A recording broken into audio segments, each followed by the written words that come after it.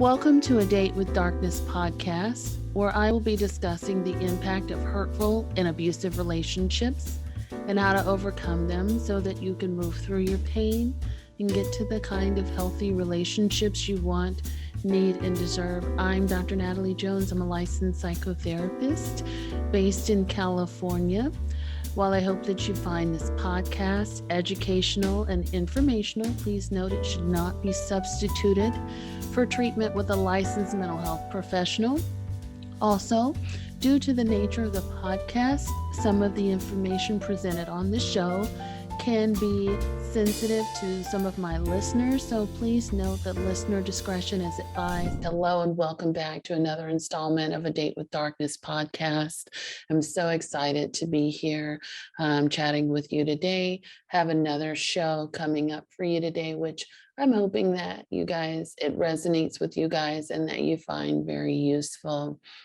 And of course, as you know, I always like to get the administrative stuff out of the way. So if you are looking for support and you're currently healing from abuse or toxic or dysfunctional relationships, be sure and join the Facebook group, A Date with Darkness Facebook group. Also, if you have any questions, comments, or concerns or suggestions about the podcast, feel free to email me at adatewithdarkness@gmail.com. I definitely try to read those and respond to all of them. But also, I will suggest to please be cognizant of the things that you write and make sure that it's very concise and to the point. Because sometimes I get emails that are very lengthy and I'm not able to read but so much per day. So I try to be mindful of that as I'm writing back to you all. And of course, as you know, if you are interested in the group and individual coaching, that will be opening up soon, but please click the link in the show notes to be signed up for the newsletter for that, because there will be an update coming to that very soon. And if you are wanting to be in the know about narcissistic abuse or any information about unhealthy relationships and healing from that, be sure to go to Dr. Natalie Jones and sign up for that weekly email newsletter. It comes right now with a free ebook, Red Flags in Your Relationship. All right, so moving on. There's a lot of things going on out there in the world right now. It's a very interesting place, very interesting times. And I hope that you guys are taking care of yourselves. And I'm so excited and happy that, any time that you do have, that you are spending it listening to this podcast. So please note that you are very much appreciated for that. So getting on to today's guest. So today's guest is a guest that, I found via TikTok. And as you heard me talk about with Delilah before, we had a conversation about attachment and relationships and attachment styles. And this conversation that I have with today's guest, Miss Kimeka, it is a continuation of attachment styles and how that shows up in relationships and or dating. And she specifically talks about her experience in dating. And I think having a conversation about attachment styles is very important. There are people that are misinformed and believe that an avoidant attachment is narcissism or signs that someone is a narcissist, and it is not. An avoidant attachment style and narcissism are very different, and I will do an upcoming show on that to talk about the differences between the two.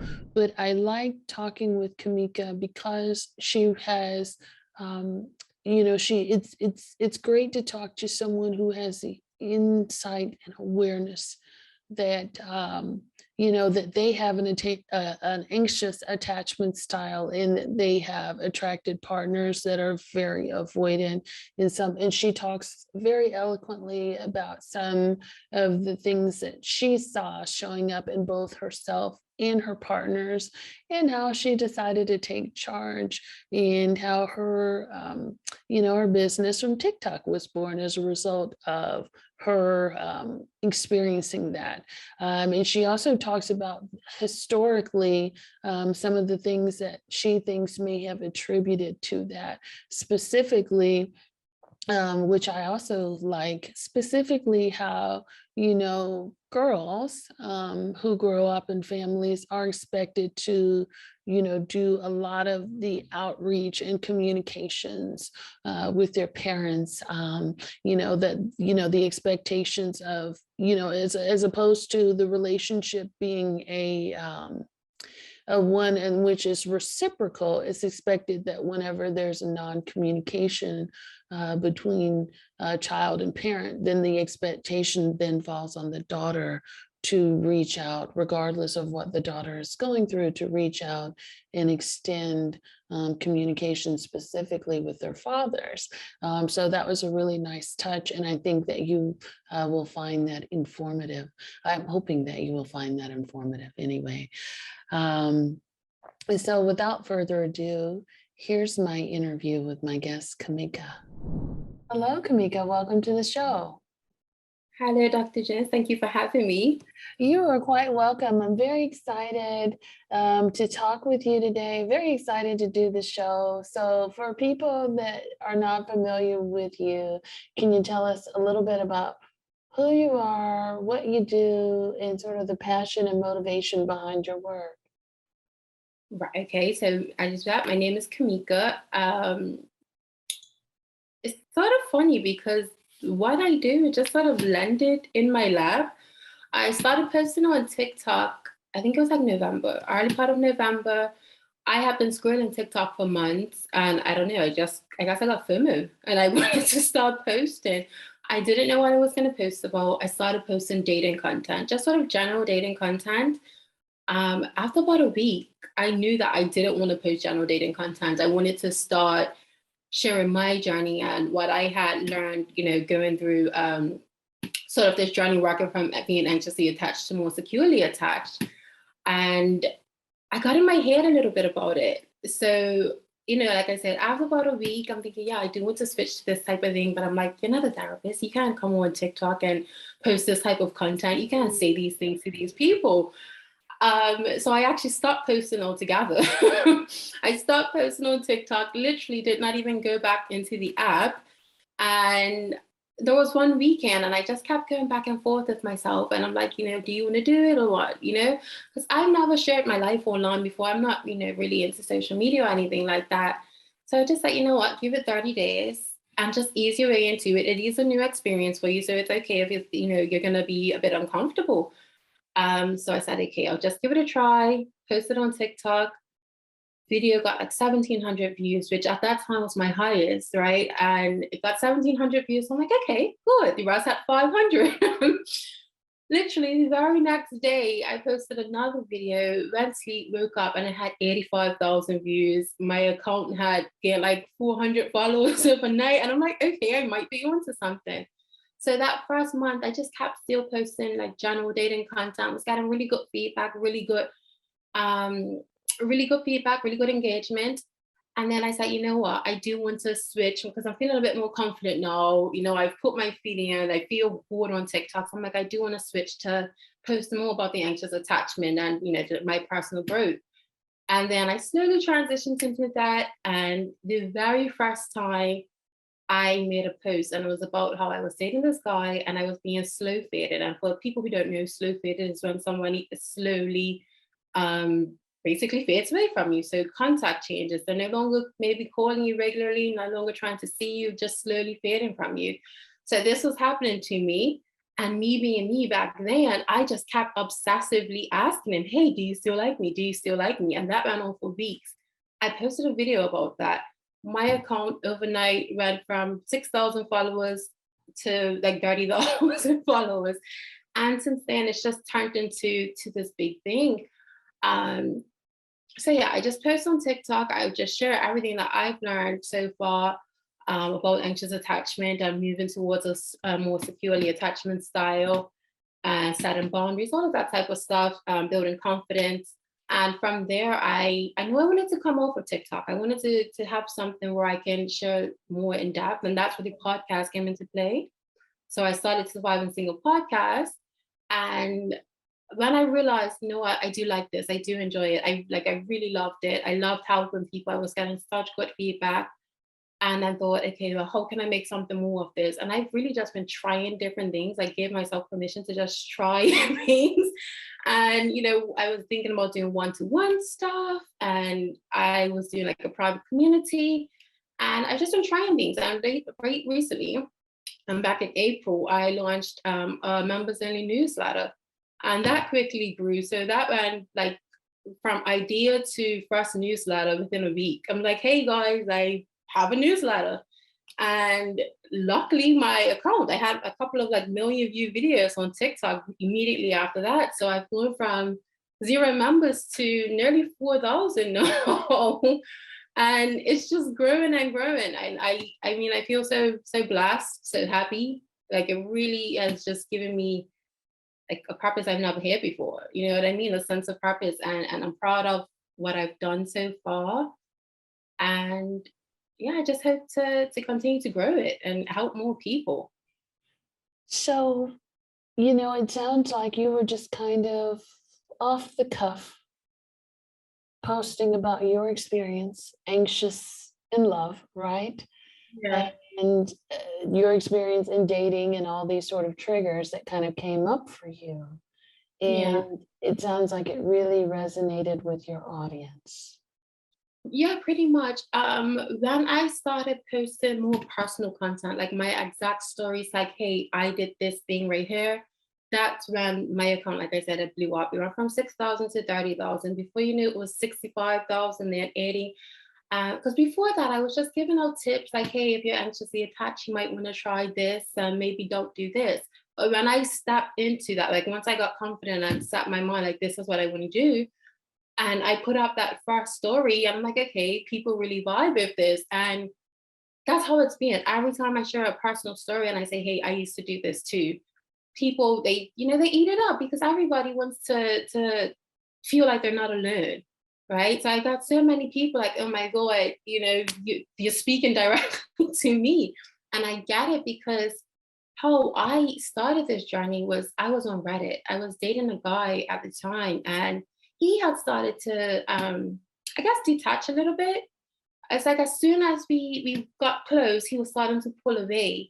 And me being me, I'm like, what does this mean? Sending me into panic. And I was on Reddit and I was trying to find an explanation for his behavior.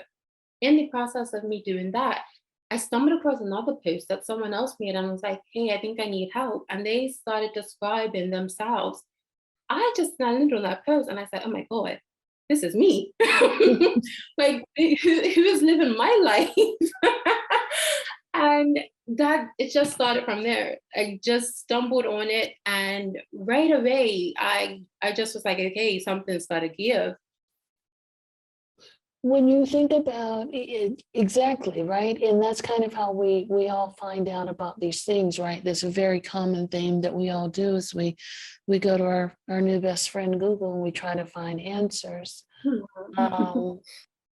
When you think about yourself and you describe yourself as anxiously attached, can you talk about what that looks like and what you were doing that you felt like was representative of anxious attachment? What was showing up for you? So I had a fear of abandonment. I've had that. I remember, like, I was 17 and I was seeing someone, and I remember saying to my friend, I'm like, it's like I'm afraid he's gonna leave me. I'm afraid people are gonna leave me. I didn't think much of it at the time. I didn't even look into whether it was a real thing. But I've always had that fear of abandonment.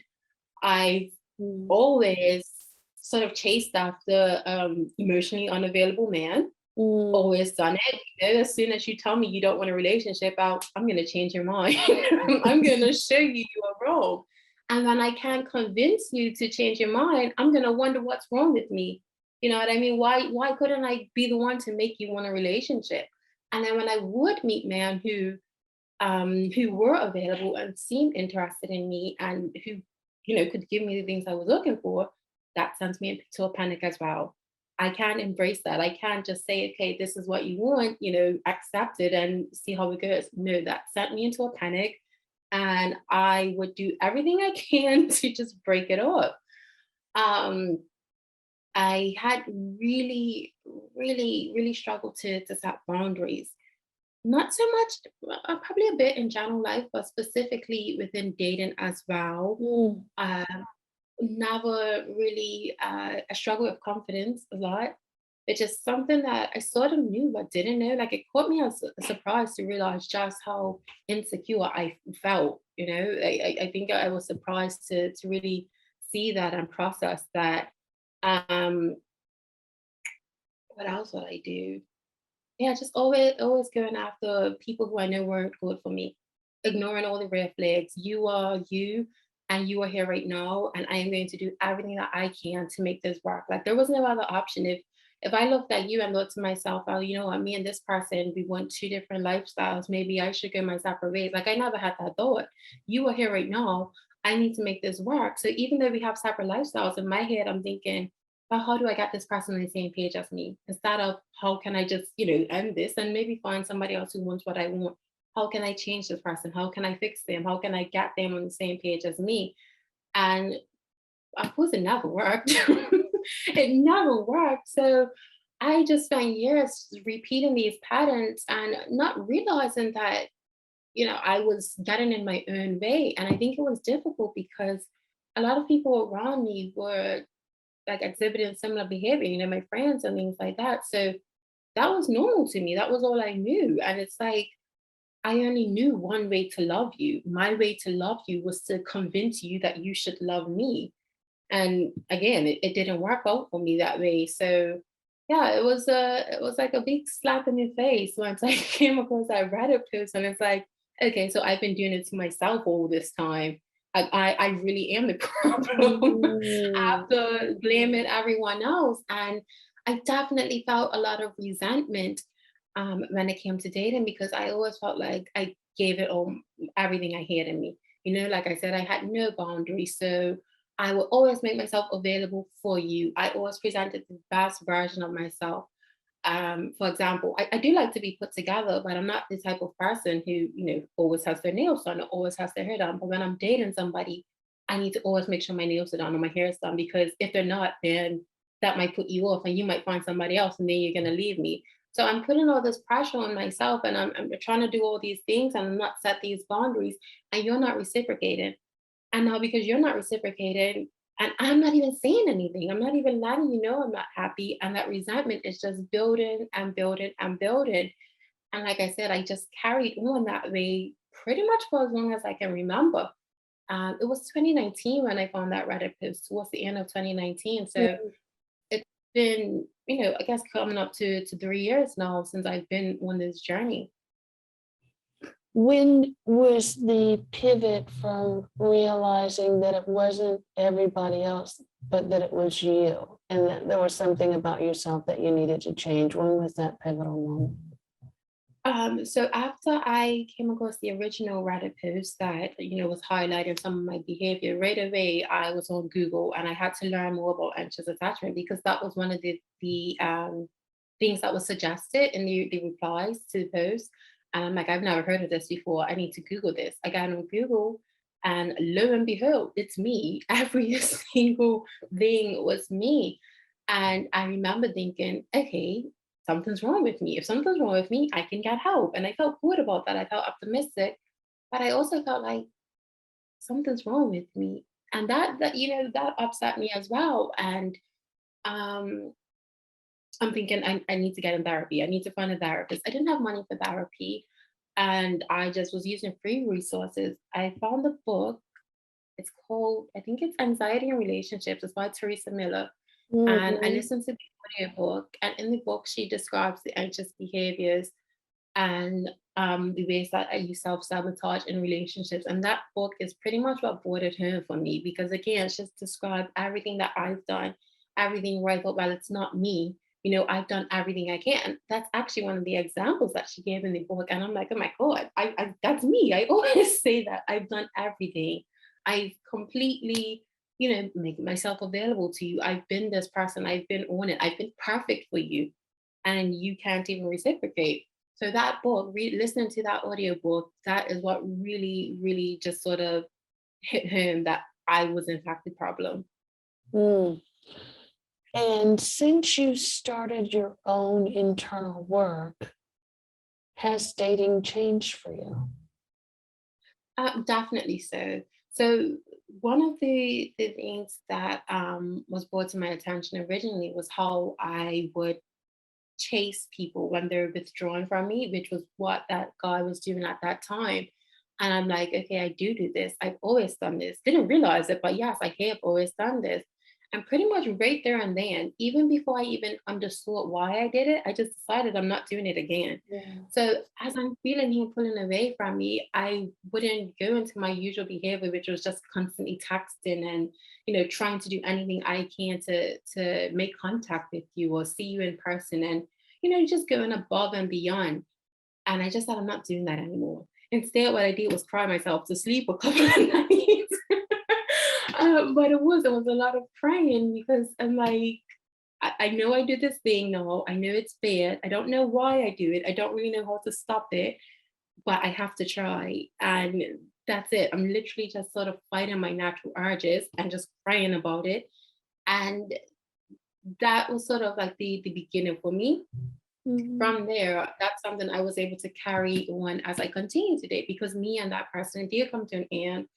And I said to him, because again, another issue I had was communication. And I just said to him, hey, I feel like things have been distant between us. I wanted to have that conversation, which was difficult for me, but I wanted to have that conversation. And he was just like, oh, I have a lot going on. And I'm like, okay, say no more. I know what that means, right? And I just, let it die down. But going forward into other men I dated after that, I feel like I was applying more and more things of with every person I met. Like something I said to my friend, I'm like, I feel like each guy gets better than the last one because I'm learning and I'm applying things. And it was like in 2020, I would say that was like my first proper, I guess, healthy dating dynamic or relationship dynamic. And we met on a dating app. It was during the pandemic. And I was in a pretty good headspace then. And I felt myself like I'm aware of my triggers now. I've got that self awareness. And we were probably about a month in, and I can feel myself. I'm thinking of, there were no red flags. He was a great guy. Even though we didn't work out, I still think very highly of him. I think he was a great guy. But I can feel myself just finding any little reason to not like him or to break things off with him. And again, that's one of the ways that I used to sabotage. So I'm like, I feel it happening. I feel it. Like I don't know what to do about it, but I feel it happening. And I was in the shower listening to the audiobook. I said, let me listen to the book, see what the book says. I listened to the book. And I thought, you know what, you have to talk to him. You just have to tell him how you feel. And as soon as I got out the shower, I just sent him a voice note and I was like, hey, I know I've been being distant with you lately. I just want you to know that I do still like you. I'm enjoying our time together. I do want to continue to get to know you. And pretty much this is my issue. I've got these issues with abandonment and whatever the case may be. And that was scary. That was scary because Yeah. I've never done that before. And, to open up to someone that way, you just don't know how they're going to respond. And thank God he sent a voice note back and he was like, you know what, I'm really glad you sent this message because just yesterday I was saying to my friend, this girl's being so wishy-washy and I can't tell with her. I can't tell if she's interested or not. And he ended up opening up to me about something and it was like, oh, sigh of relief. It was fine. It was like we reached like another level of intimacy because I opened up about something and he opened up about something. And I felt like a weight was lifted off my shoulders. And another sort of pivotal point, sort of in that relationship, was we were talking and again having a conversation that I've never had before, was just sort of our expectations within the relationship and how much time we were gonna give it before, we either decide to go our separate ways or to make it official. And I remember I was like, yeah, sounds like you have a decision to make. And he was like, you have to decide too. I'm like, my God, is right. Like I have to decide whether I like this person. Because to me, in my head, it was still sort of along those lines, well, you are here right now and we're gonna be together, you know? And once he said that, I really did start, I guess, applying a bit more discernment. And that's when I realized, whilst he is a great guy and we do have good moments, we're really not that compatible. Like on a big scale in terms of lifestyle, future plans, and things like that. But even with the little stuff, like different movies we like and music and things like that. So that was like another a big moment for me as well, because it's like you have to choose. It's not always about having people choose you, you know? Absolutely. And I'm so glad that you said that it is a mutual decision. And as opposed to the pick me mentality, both of Yeah. you have to choose each other, right? And that sort of, that takes that need for external validation out. You know what I'm saying? Definitely. Yeah. One of the topics that you discussed was limerence. Yeah. Tell, Ugh. tell me about limerence. So it only just recently discovered the word. I had been living the behaviors. I've definitely for all of my life, all of my life. I just didn't realize there was a separate word for it. And I've been sort of vocal about this on my podcast as well in my newsletter that now that I've gone through this process and I've done all this growth and all this work, I realized I've only ever been in love one time. And Mm, that was quite recent. So all of those people who I thought I loved before, it was never love, it was limerence. I need you to choose me. I need you to choose me. I need to have you. I just need to possess you. You need to come and I don't know, just make me happy. Like it was always this pressure to come and fix all these things that I thought was wrong with me, which obviously is unfair. I recognize that now, but oh yeah, my entire 20s, my entire like teenage years, that's all it's ever been. And I mm, was definitely guilty of just, ignoring those red flags and just trying to see this person as being perfect. So like I said, they can come and be my missing puzzle piece and give me that validation I need and give me all of those things I need. And as time passed and I sort of processed that again, before I even knew the word limerence, I realized what it was I was looking for was just that validation. I need you to like me. I don't even like you, I don't like you. I realize I don't like you now. It's actually a very short list of men I really like.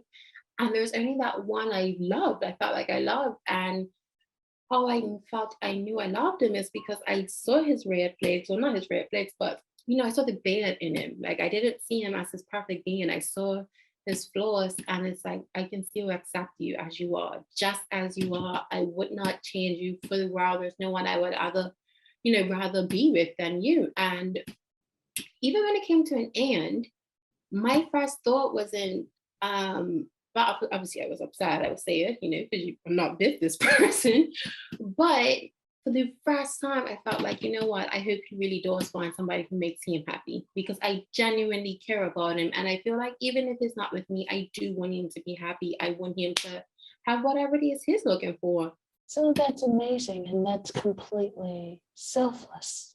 Yeah, I think it was a selfless thing, and like I said, I just knew what I was getting with him, and I accepted it. It was no me trying to change him and fix him and build him up to be something that he wasn't. I just wanted best for him. I wanted him to be happy. I wanted me to be happy too, because now I was in a better headspace, and it's like, hey, I'm happy to meet your needs and give you what you need, but I need to get what I need as well, which is sort of what led us to having that conversation, because I did sense there was some emotional unavailability there. Mm, And I, again, I acknowledged it. I didn't ignore it. I acknowledged it. I saw it for what it was.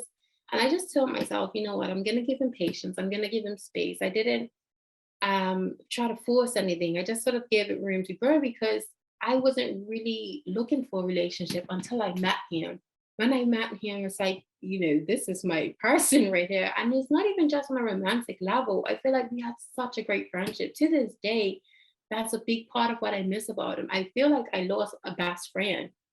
And to sort of go through that and have this conversation and say, you know what, this is how I feel about you. And I need to know that this is going somewhere. Again, I've never done that because I just let it drag out because I'm too afraid. I'm too afraid of that rejection. I'm too afraid of that abandonment. But it's like, no, I need to not put myself through, I guess, getting my hopes up and just sitting around and waiting and that sort of emotional turmoil because I don't know what's coming out of this. And I needed to face it head on, which is what I done. And it didn't go how I wanted to. And it's like, okay, well, I can deal with that. I can deal with that. It hurts and I'll be fine. And he'll be fine. And hopefully he'll be happy. And I will still, find somebody who makes me happy. Absolutely. And so far you've talked about, the anxious attachment in terms of dating. I'm curious if you know where the origin of your anxious attachment comes from or what you think it stems from. So this is something I actually struggle with quite a bit because, of course, when you talk about attachment styles, they tell you that it like develops during childhood. And for me, I don't feel like I had a traumatic childhood, and I think that was like a big struggle for me because it's like I felt happy as a child. My mama loved me as a child. I didn't have like an abusive household or anything that made me feel Mm. I guess uncomfortable. So I struggled with that. And I remember thinking, like, did something happen to me that I don't know happened to me? Like, was my mama a different person back then than she is now? But I think for me, it's just a combination of, oh, or not even just a combination, but it's a lot of learned behavior because a lot of like my people pleasing ways and my poor boundaries and my anxiety, I see it in my mama a lot. Yeah. So I really do think it's just learned behavior. My relationship with my dad, he's always been in my life. Always been in my life. My parents are best friends. They speak every day. I'm 31 years old. They broke up when I was like 2 years old, but they're still really good friends. But me and him have never been like really close.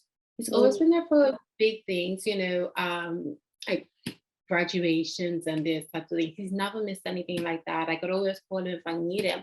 I think what stood out to me though is because my parents are best friends, my daddy, he's the type of person who I guess just holds stuff in and like if he's going through something, he wouldn't complain. Again, he's another one who'll just stay quiet and I whatever. I think I got all that from them. But he will talk to her as a friend, like this is what's going on with me, this is how I feel, I'm stressed out about this, that, and the other.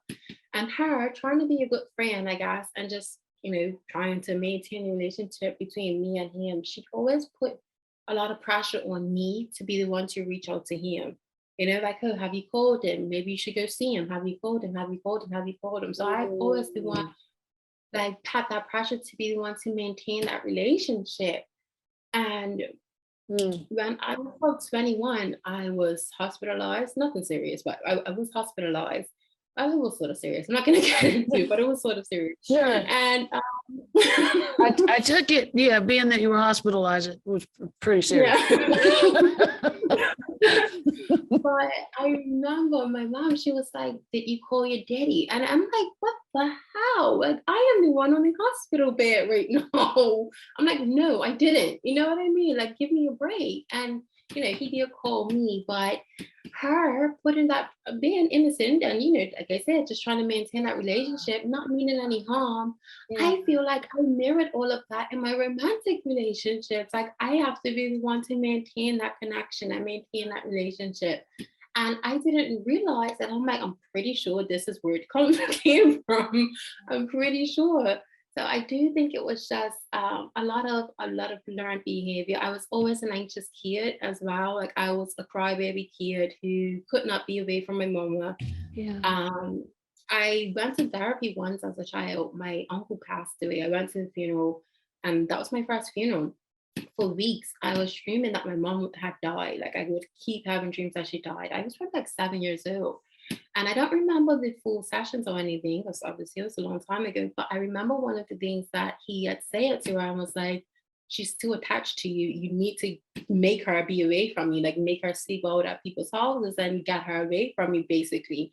So I'm Wow. like, huh, look at that.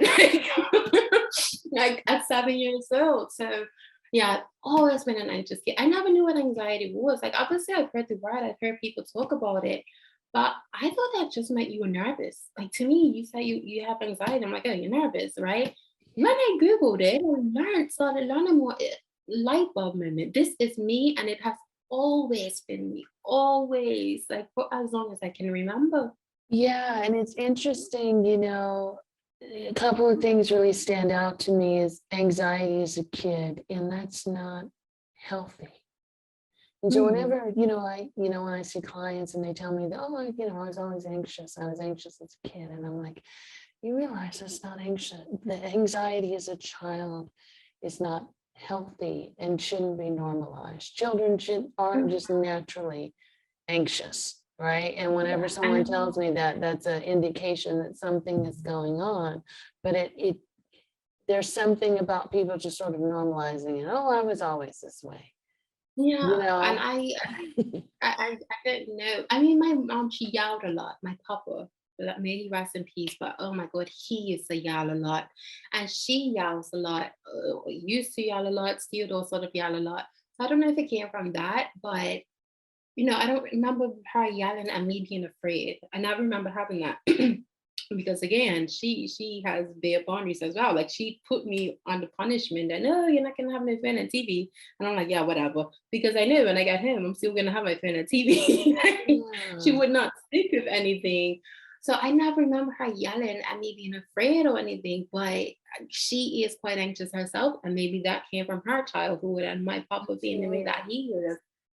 And I think what's helped me a lot is realizing that like parents are people, they all have their thing, because I felt a lot of like resentment and anger initially when I started learning about all of this, because again, they tell you it comes from childhood. So it's like you guys ruined me, you made me anxious. You're the reason I can't have healthy relationships. So there was like this anger, and it's like eventually I got to a point where it's like, okay, enough is enough. Like you can Yeah. either keep being mad about this, or you can accept that we all have our stuff and you can just pick up the pieces and move on. So that was like a big thing for me as well, because again, I've got this anger towards my parents. They don't even know that I'm angry at them, and I don't even know why I'm angry at them. It's just you guys ruined me. It's your fault.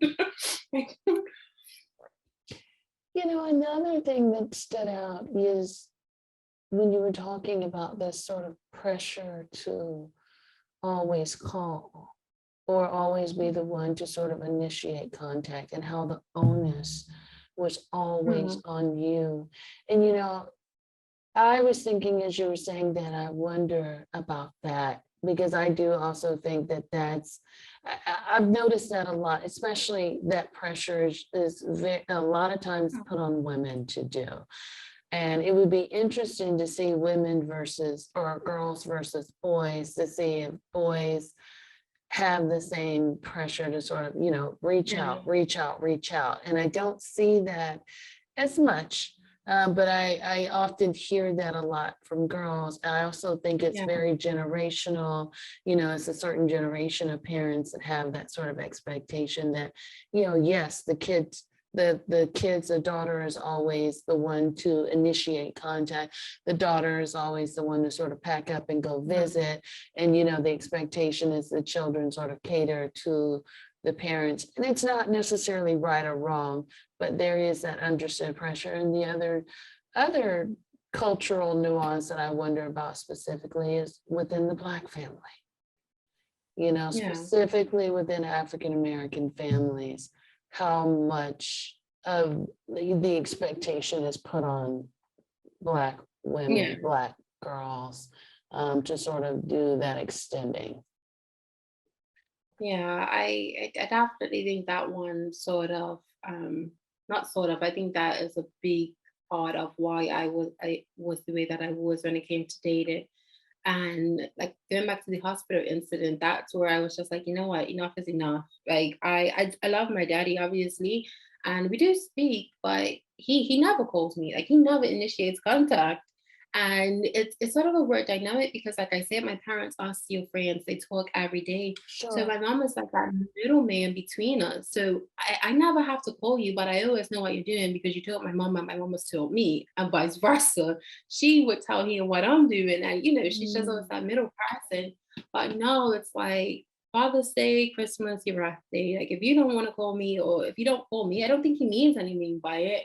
He's just not super affectionate. And I get it. I understand him, but I'm not gonna be the one to carry that load anymore. I'm not gonna do it. And I'm not an only child. I mean, he has other children, not with my mom, but again, and he'd be sort of complaining to her about what I was going on with them. They are older than me, but they live all together, sort of. So he might be complaining of something about the house because they own the house and they were doing work, whatever. Oh, I've got to pay for this and whatever the case might be. So again, she'd be coming back to me like, oh, just reach out to him. And it's like, so I've got to carry the load for me and I got to carry the load for my brothers and my sisters. Like, I'm not doing that. I that's a conscious decision I made. I'm not going to do it. It's just not going to happen. that also makes me wonder about avoidance, because the avoidance in terms of not initiating contact, with you per se. So maybe that was also perhaps an early experience of avoidance, or, maybe she's also the one that's sort of initiating that contact with him every day. If she Yeah. didn't, would they even Yeah. talk? So, they would. You He's think so? like he's a different person with her. He is a different person with her. I guess I don't know, maybe they're cellmates or something. They're not together, they're not a couple, but no, they will FaceTime, video call, everything, WhatsApp every day. No, they have a really good relationship, really good relationship. I Wow. wouldn't be surprised if she was talking to him right now. He is, well, sort of let his guard down a bit with her, but he's not super affectionate anyway. Like I've never heard him say I love you to her, to me. Like he's didn't tell me I love you. I can count on one hand. It's always been there. I know he loves me, but he's never been vocal about it. It's just not the type of person he is. But with her, no, they will laugh, they'll talk all day, voice notes back and forth. Sort of like 16-year-olds in the no, they're good people. They are good people, which is why like I said, I don't really feel the need to talk to him often because she will literally just keep me updated on everything. So it's like, all right, and then he's alive and well and happy, and that's that. You know, you had mentioned earlier that when you had started dating, you had gone through some, I guess, some abusive relationships or some of the anxious behaviors had Mhm. opened you up to some of the dynamics which weren't so healthy. Can you talk a little bit about that? Because I think that's the side of anxious attachment that people may struggle with, knowing that their anxiety and that maybe it perhaps is the least understood, that your anxiety can keep you going back to a situation even when it's very hurtful, downright destructive, and very Yeah. costly to you. So I think definitely like in my teenage years, that sort of I don't know, I'd say when I was at my worst or Mm, where the men were at their worst for me. So I had like one on and off boyfriend when I was like between the ages of 13 and 18. And to this day, that was the most toxic little relationship I have ever been wow. in my life. And he used to lie a lot, cheat. He just sort of say things always to make me jealous, like about his acts, and maybe he's leaving me for her and whatever.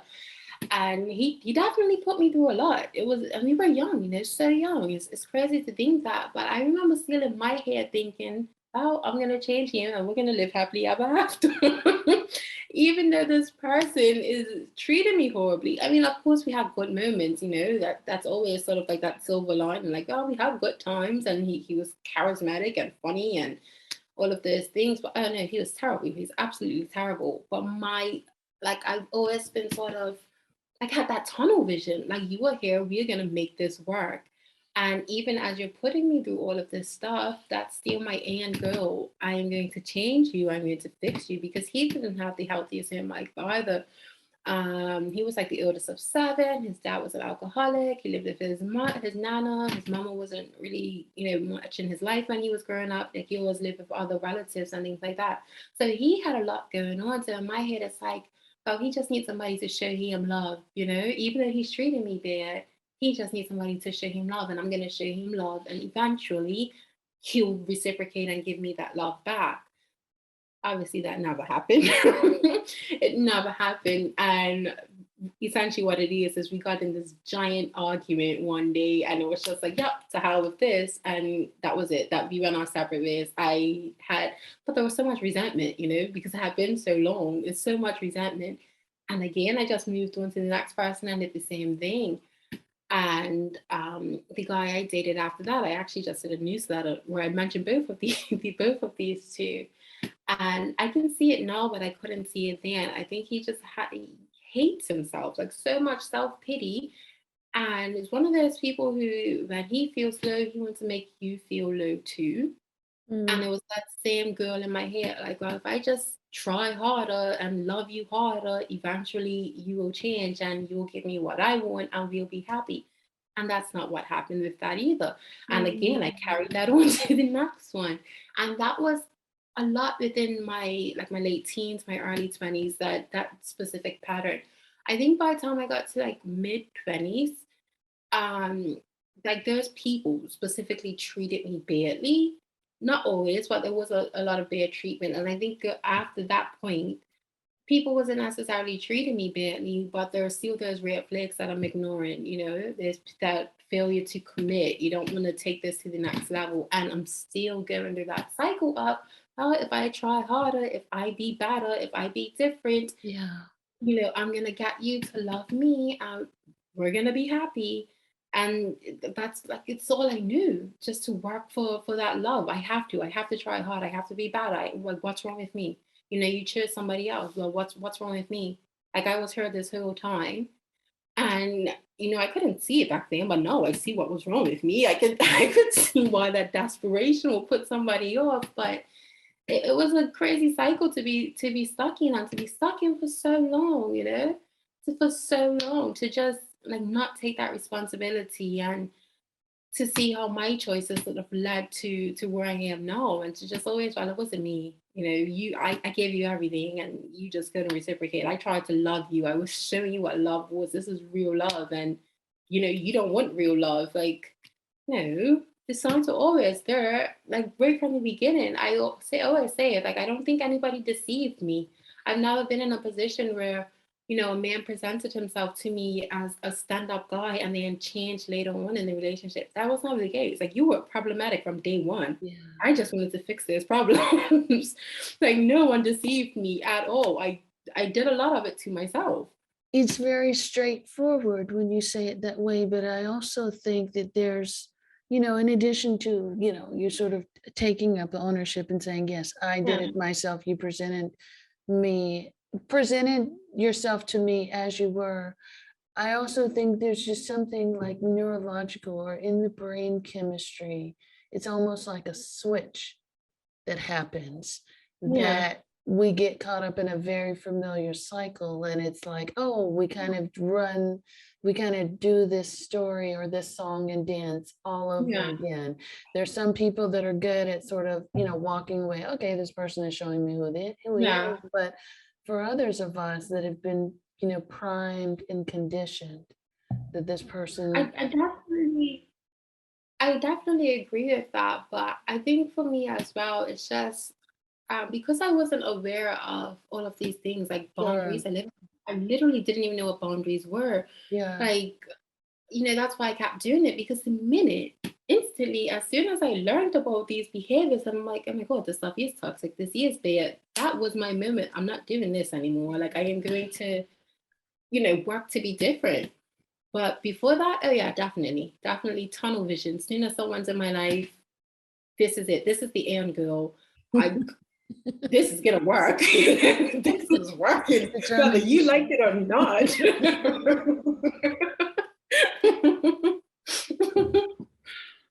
Do you, as you think about that, how do you feel like that anxiety or that sort of attachment showed up for you in intimacy or sex? Um, so I think sex was definitely for me one of those things where I used to try to force intimacy, where it's like, okay, nothing else is working. Maybe if we have sex, we'll be close. And I definitely think that was a big thing for me. Um, yeah, huge. And funnily, I talked about this in my most recent newsletter that I sent out on Tuesday. But yeah, I do think that like sex was just, oh, that's gonna bring us closer. And obviously it doesn't do anything. So it's like, well, I've tried everything now. Like I've been perfect and we've had sex. Like, what more do you want? So you threw the bag of tricks and nothing helped. But it's Pretty much. interesting, like it also speaks to the level in which we sort of bend and twist ourselves to make things work. We're gonna do everything we Oh, can. yeah, definitely, definitely. There was no other option. And it's so crazy because with every single person, it's always the case of, well, this is it. This is my last chance. It's going to be nobody else. If I don't make it work with this person, I'm going to die alone. And then obviously, I try and try and try. It's not reciprocated. I get angry. We go our separate ways. And then the next person, exact same thing. This is it. This is my last chance. I need to make it work with this person. I try and try and try. You don't reciprocate. I go my separate ways. Next person, same thing. This is it. This is my last shot. I need to make it work with you. I'm going to make it work with you. Try and try and try. Nothing, right? I just keep doing it. Next one, I thought. It only took me what, half of my life to realize, okay, there's gonna be more men. There's gonna be more men. You don't have to try. You can say no.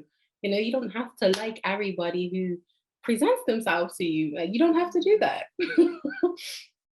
So tell me about how Kimeka shows up in dating today. I've actually took a break from dating. That's how she shows up. She stopped. What led to that? I'll tell you what. So I didn't mention how that one time I was in love. So that was like last year, March, that came to an end. Mhm. And I did, right after that, I did feel myself sort of take that step back and regress and just sort of go on the rebound really quickly. Like, oh, I'm just gonna hurry up and get over this and find somebody else. And, Mm. that wasn't a good idea. And then I did sort of pace myself and I just was sort of between ones. I'm like, you know what? You don't need to do this. You don't need to go on the rebound. Maybe you should take a break from dating. And I hadn't deleted my dating app profile. I wasn't on there, but my profile was still a lot. And eventually a match came through, and I thought, well, God wouldn't send me this match if he wants me to stop dating. So we were talking. It was nice, for about a week. And then we made plans to see each other, to meet in person. He stood me up. Then he Mm. stood me up. I said, no, that's God's sign. You are supposed to take a break from dating. So that was last year, August. And I told myself, I'm like, okay, you know what? Because before now, I had never like chosen to be single. Like it was always something that was forced upon me, like, oh, for me, I'm just single. So I was like, you know what? Just take some time off, give it a year, just focus on yourself. And that was like last year, August. So coming up to this August, it will be a year. And here I am. I've started this TikTok account, like I'm launching business, I'm doing all these great things. I feel like this break was very much needed. I am a type of person who I learn best by doing. So when I did learn about all this stuff, I'm like, oh, well, I'll just learn and figure it out as I go, which is why I didn't stop dating right away. And I was making progress, definitely, but I feel like this time away from dating and just literally focusing on me, I feel like this was sort of the cherry on top. I Mm. don't have any anxiety about dating. I am actually feeling very optimistic about it. I'm looking forward to it. Not in a rush to start doing it because I Nice. still have things that I want to, check off and things that I want to do first, which to prioritize me, and not worry about somebody choosing me. That's a first for me. That was a big thing for me. And to have all these things I'm working on and that are doing great, I'm excited about that. So I am enjoying this time not dating, but I am looking forward to getting back out there when the time comes. Probably like next year. Probably like early part of next year. Okay. Okay. That's exciting to hear. And so we're at the end of our show. So, Kimeka, tell us where folks can find you, if there's anything that you're currently working on that we can support you with. So I have a few things. So TikTok is my main platform. It's my bread and butter. Gets all of my energy. It's like 125K now on TikTok. Crazy. So you can find me on TikTok as Surviving Single. And on Instagram, I do respond to DMs on Instagram. That's basically what I have it for. On Instagram, I'm Surviving Single UK. I've got my weekly newsletter that goes out every Tuesday. That is survivingsingle.co. And I am releasing a journal soon, an Overthinker's journal, which I am really excited about. And you'll be able to find that at shopsurvivingsingle.co in a couple of weeks. So it's due for pre-order July 5th through 12th. I'm excited to hear it. Sounds like you've got some exciting things coming up, and I have really enjoyed hearing your journey and your experience and talking about it on the show. It's been fun being here. I feel like I want to do this more often. Like, obviously, I have my own podcast, but being on someone else's is a different vibe. It is, right? It's a lot of fun. So I'm glad you enjoyed yourself. Yes, it's been so fun. I'm so glad you had me. All right. So I hope that you found that interview that I did with Kimeka useful and informative, and gave you some insight and awareness into what you may be experiencing or may have experienced. So let me know what you thought about her interview, and whether or not, some of the information that she shared about her own experiences really resonated with you. Love to hear your thoughts and continue the conversation on social media. And as always, I really do appreciate you guys hanging out with us and listening to the show. And I appreciate all your feedback and your comments. I so very much appreciate you. And until next time, you guys take care of yourselves and be well. Check out the sneak preview of next week's episode.